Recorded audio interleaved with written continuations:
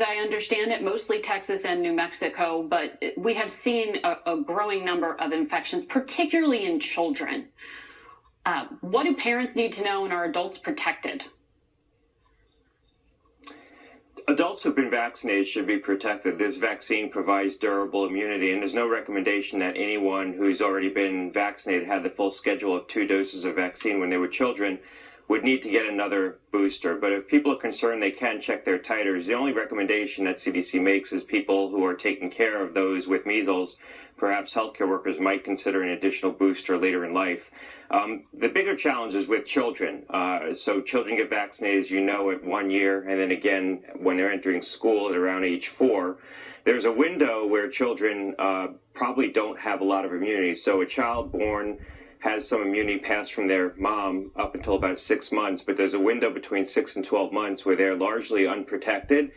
Typically, we don't vaccinate at 6 months because babies don't have developed immune systems where they can develop a durable immunity from an immunization like this. But there's some recommendations now that children between the ages of 6 and 12 months might get a first dose of vaccine. They would still require a second dose at age 1 and then a third dose at age 4. I saw the former CDC director, Rochelle Walensky, was talking about that this past week.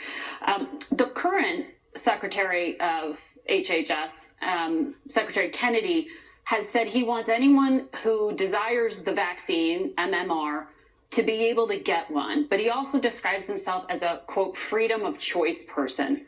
I want to get your analysis of what seemed to be a suggested alternative treatment. They're getting very, very good results. They report from budesonide, which is a steroid. It's a 30-year-old steroid, and clarithromycin, and also cod liver oil, which has high concentrations of vitamin A and vitamin D, and they're seeing what they describe as almost miraculous and instantaneous recovery from that. Are those viable alternatives? They're not viable alternatives to vaccination, and I'd much prefer if he made a full-throated recommendation to parents to get kids vaccinated, especially in the setting of the regions where this virus is now spreading.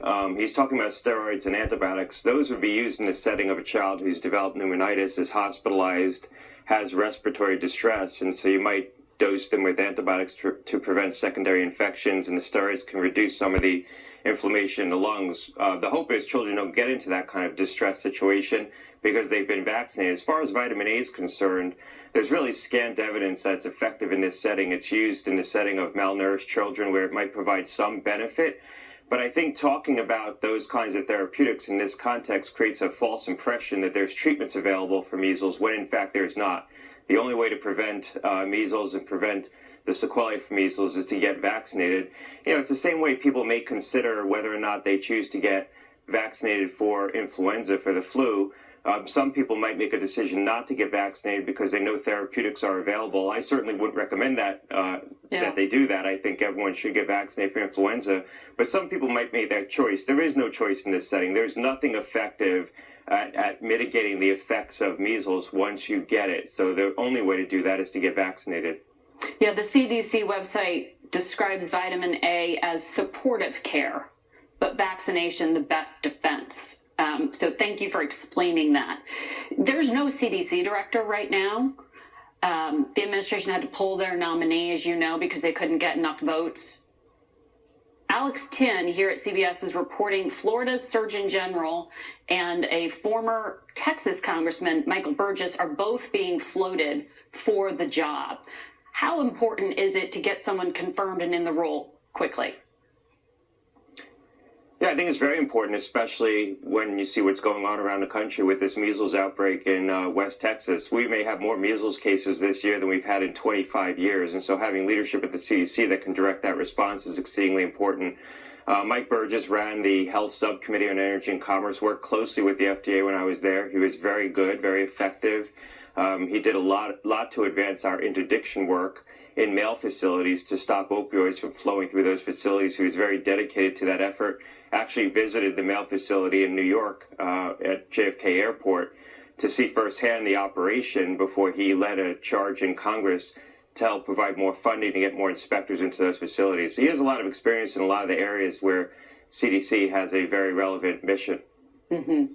And they'll have to face a potential vote once the president makes a selection here. I want to ask about some of the byproducts and some of them deliberate cuts from the president's so-called belt tightening here. There have been impacts at, for example, Johns Hopkins, an institute that does medical research and receives USAID grants. There are also deliberate cuts that have been vowed at Columbia and UPenn, two universities that get federal funding and do health research. Do you have any insight into how many health programs or the significance of the health programs that'll be affected?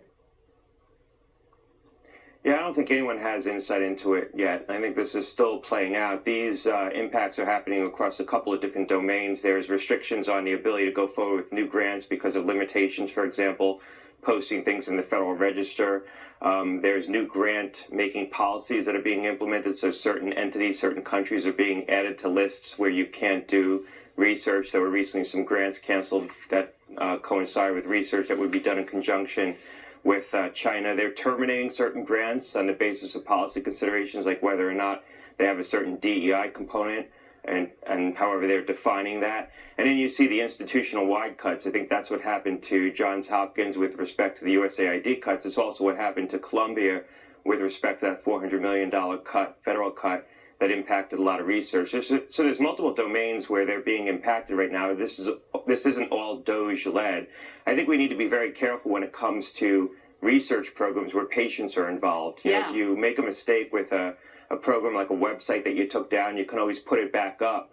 But when you cut a grant to a program where patients are involved, where continuity of care is really important to those patients, you need to make accommodation for that or not make those cuts in the first place. I do know I've had some conversations. I think DOGE is aware of that and trying to be mindful of those impacts. It's an important point to be strategic when it comes to medical care. Dr. Gottlieb, thank you for your insight. We'll be back.